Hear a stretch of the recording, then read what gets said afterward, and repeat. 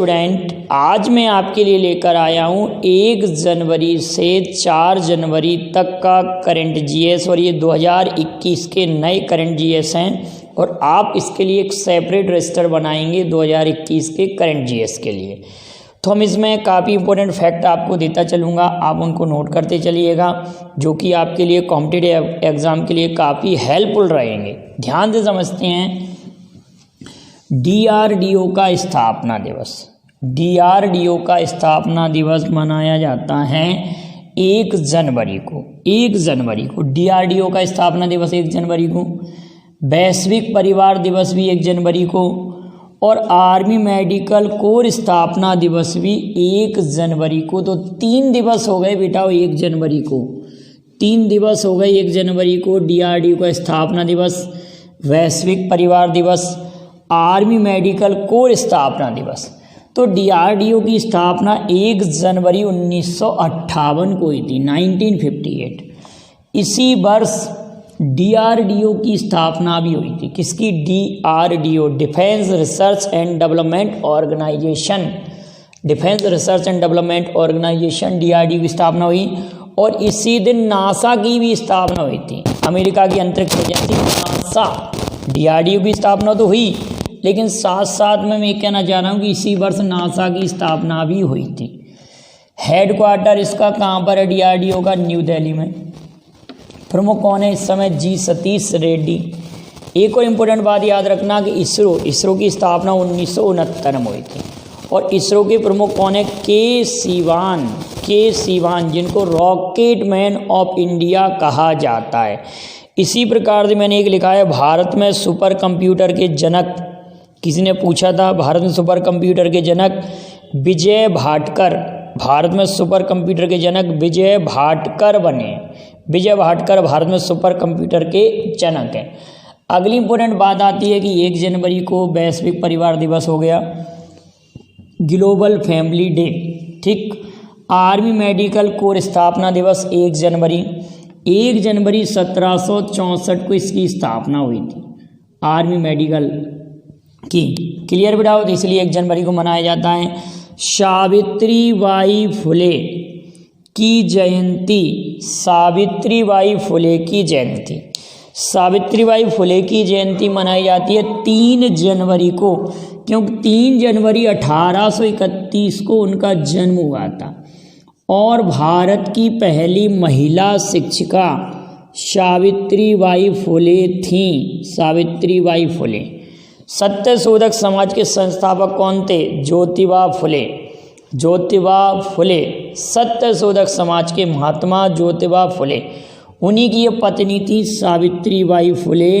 ये भारत की पहली महिला शिक्षिका, इनका जयंती 3 जनवरी को मनाई जाती है। ब्रेल दिवस, अंतर्राष्ट्रीय ब्रेल दिवस 4 जनवरी।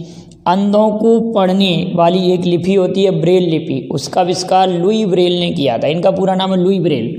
तो ब्रेल दिवस कब मनाया जाता है? 4 जनवरी को। 4 जनवरी 1809 को फ्रांस में इनका जन्म हुआ था। ये कहाँ के हैं? फ्रांस के। आप सभी लोग जानते हैं फ्रांस ने पहली बार जीएसटी 1954 में लगाया था। 21 देश के नागरिक हैं फ्रांस के। तो ऐसे ही आप लिंक करके याद किया करें।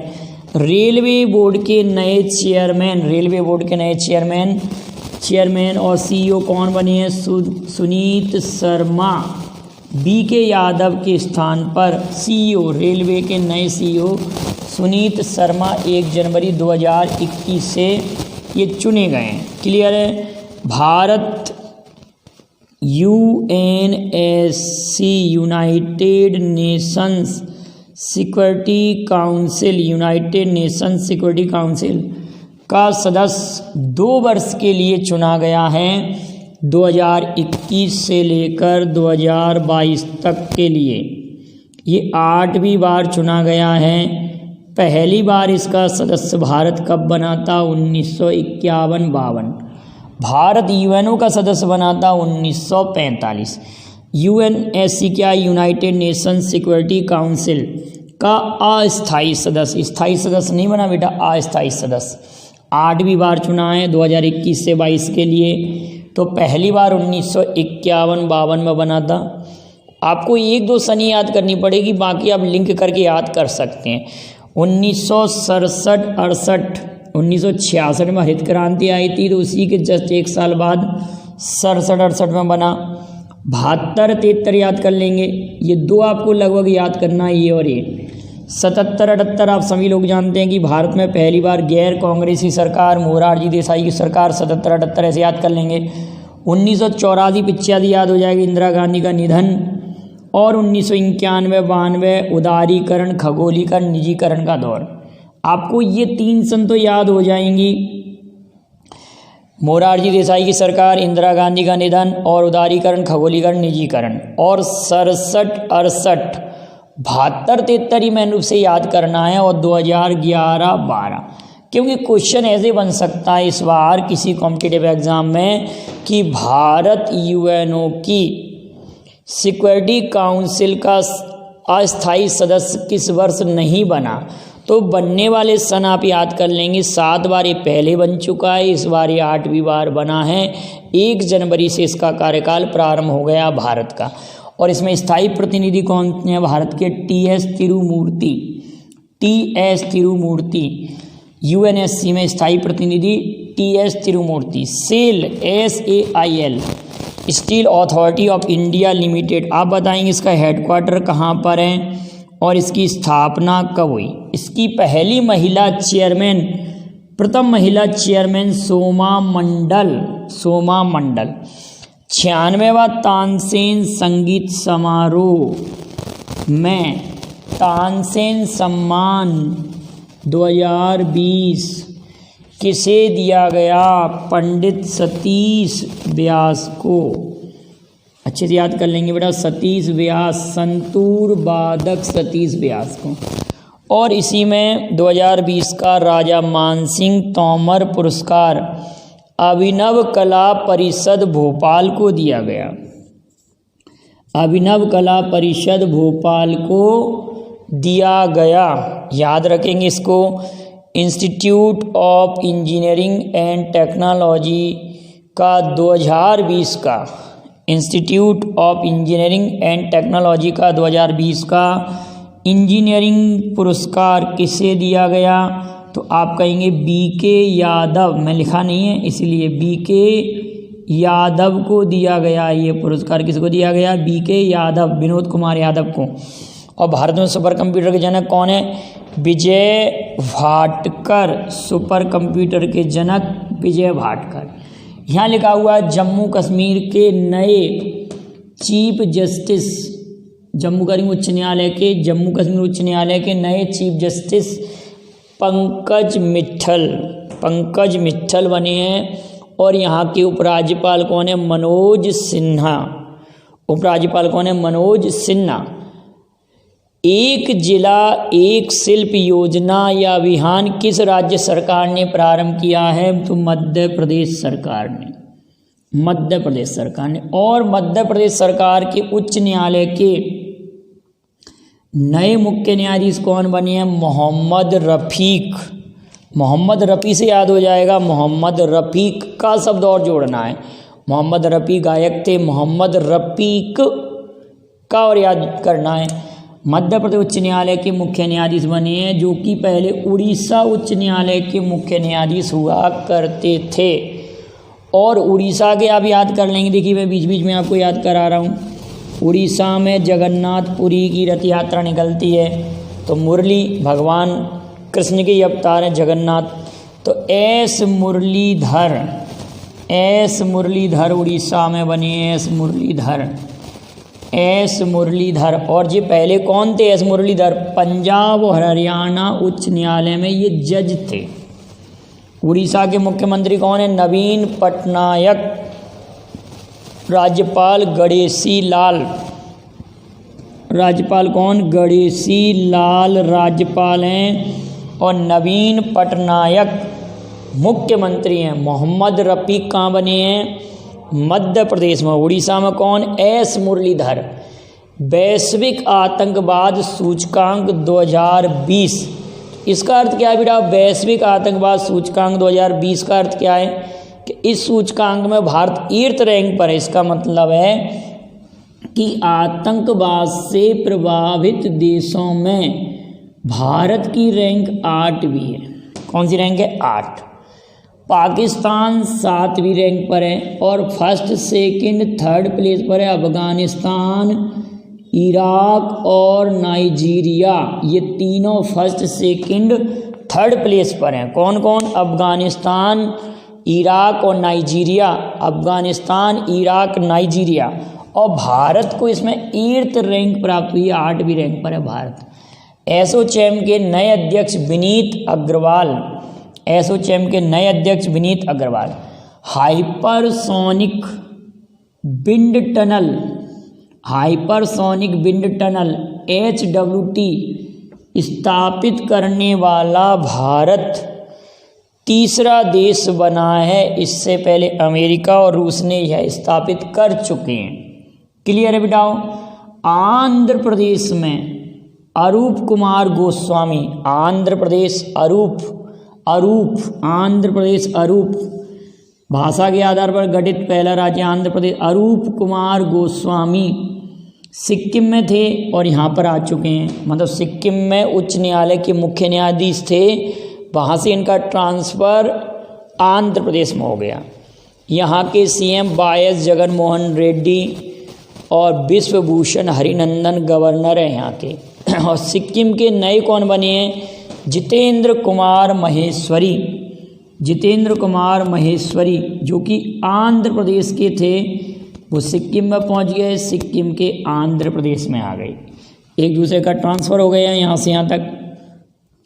और सिक्किम के CM कौन है? प्रेम सिंह तमांग और गंगा प्रसाद गवर्नर हैं। तो याद रखेंगे प्रेम सिंह, गंगा प्रसाद और जितेंद्र कुमार, तीनों बातें एक साथ याद हो जाएंगी। और आंध्र प्रदेश में अरूप कुमार गोस्वामी, मध्य प्रदेश में मोहम्मद रफीक, केरल में एस मुरलीधर। क्लियर बिटाओ? और तेलंगाना में एक महिला बनी है हेमा कोहली। तेलंगाना में हेमा कोहली बनी है। ये पहले कहाँ थी? दिल्ली में जज थी। के चंद्रशेखर राव यहाँ के CM हैं। और तमिलसाई सौंदरराजन यहाँ की कौन है? गवर्नर है। क्लियर बेटा? उत्तराखंड में राघवेंद्र सिंह चौहान उत्तराखंड में। और उत्तराखंड में कौन है? त्रिवेंद्र सिंह रावत CM और बेबी रानी मौर्य गवर्नर हैं। और ये तेलंगाना से इनका ट्रांसफ़र कहाँ हुआ है? उत्तराखंड में। तेलंगाना से उत्तराखंड में आए हैं राघवेंद्र सिंह चौहान। क्लियर है बेटा? इतनी बात। और तेलंगाना में बनी है हेमा कोहली। क्लियर? तेलंगाना उत्तराखंड क्लियर हुआ। अब मद्रास में संजीव बनर्जी जो कि कलकत्ता उच्च न्यायालय में जज थे। ध्यान रखेंगे। संजीव बनर्जी मद्रास में बने। मद्रास मतलब तमिलनाडु उच्च न्यायालय। के पलानी स्वामी CM और बनवारी लाल पुरोहित गवर्नर। अब बता दिए माइकल कोंडे कौन है? माइकल कोंडे हॉकी प्लेयर थे जिनका अभी हाल में ही निधन हुआ है। और ये 1975 की जो हॉकी विश्व कप विजेता टीम में भी ये सम्मिलित थे, क्योंकि भारत ने एक बार केवल हॉकी विश्व कप 1975 में जीता है। केवल एक बार जीता अभी तक इंडिया ने। और ये मलेशिया की राजधानी कुआलालंपुर में हुआ था। जबकि विश्व में पहली बार हॉकी विश्व कप प्रतियोगिता 1971 में स्पेन के बार्सिलोना से प्रारंभ हुई थी। और मलेशिया के जो कुआलालंपुर में विश्व कप हॉकी प्रतियोगिता हुई थी उसमें भारत 1975 में विजेता रहा। उस टीम के सदस्य थे माइकल कोंडे, हॉकी प्लेयर हैं। ऑस्ट्रेलिया के राष्ट्रगान में शब्द बदले गए हैं। किस तरह से बदला गया? देखिए मैं आपको for we are young and free, for we are young and free के स्थान पर for we are one and free शब्द किया गया है। ऑस्ट्रेलिया के राष्ट्रगान में ये शब्द बदले गए हैं। तो आप ऐसे याद रखेंगे। ऑस्ट्रेलिया की राजधानी कैनबरा। एक ऑस्ट्रिया देश है, उसकी राजधानी वियना है। एक अर्जेंटीना देश है, उसकी राजधानी ब्यूनस आयर्स है। ऑस्ट्रेलिया की राजधानी वियना, ऑस्ट्रेलिया की राजधानी कैनबरा। ऑस्ट्रिया की वियना, ये ऑस्ट्रेलिया है, कैनबरा राजधानी है। और इसको विश्व की खेल राजधानी भी कहा जाता है, क्योंकि यहाँ की लगभग 60% जनसंख्या खेलों में भाग लेती है। अगला इम्पोर्टेंट पॉइंट है पॉजिटिव पे। पॉजिटिव पे क्या है? ये आरबीआई द्वारा चलाया गया एक नया अभियान है, जिसमें क्या रहेगा कि कोई अगर 50,000 रुपये से ज़्यादा का अगर चेक देता है तो उसको पूरी जानकारी देनी पड़ेगी और वो अधिकारियों के सामने पेश किया जाएगा। सामने जो चेक देने वाला व्यक्ति है वो पूरी जानकारी उनको पेश करेगा, चाहे तो फ़ोन के माध्यम से, किसी भी प्रकार से, जिससे कोई धोखाधड़ी ना हो सके। तो पॉजिटिव पे। वर्तमान में आरबीआई के गवर्नर है शक्तिकांत दास, पहले थे ओरसवान स्मिथ और पहले भारतीय गवर्नर थे सीडी देशमुख। आरबीआई के बारे में सब बातें हमने देखी। और आरबीआई में ग्राहक जागरूकता अभियान का प्रमुख किसे बनाया गया है? तो अमिताभ बच्चन को। तो इतनी बातें आप अच्छे से नोट कर लेंगे। वीडियो पसंद आए लाइक शेयर करें। Thank you very much. जय हिंद, जय भारत। और आप इसका स्क्रीनशॉट ले लें।